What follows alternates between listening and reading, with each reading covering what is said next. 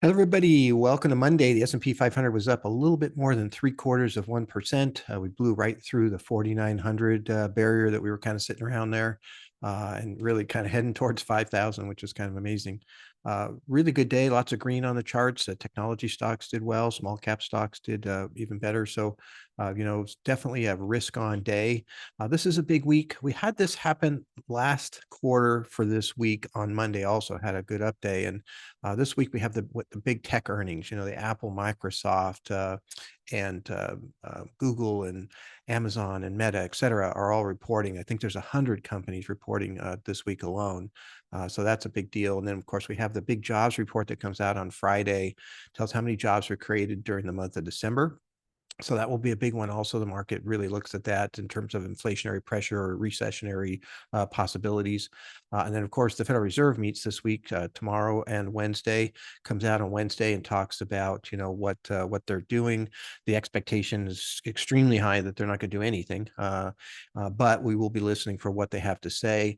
I have a pet theme right now that the Fed is no longer worried about the market going up like they used to, because I think really, if you look at the last 3 months of inflation on the core PCE, which is the measure of inflation that the Fed looks at, it actually annualizes out at 1.5%, which is below their target. We got Federal Reserve put out a report on manufacturing that's showing some slowdown. So I think they want to stimulate things, and the market, is making some guesses that they might even lower rates in March. I'm sure we're going to hear from the Federal Reserve Chairman Powell that they're not going to do it in March or what have you. There'll be some pushback there, but I don't think the market's that concerned with that personally. But I do think that, most likely they won't be really negative because they need the market to kind of move upward to create some liquidity to, push inflation up into that 2% zone.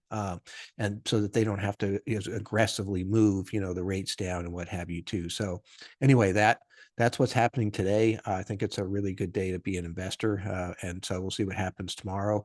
I expect some rockiness here just because, not every company is going to say exactly what everybody wants to hear, especially in the forward guidance. But nonetheless, I think we'll probably see some decent earnings overall, as we have been throughout this earnings season. So look forward to seeing you tomorrow. Thank you.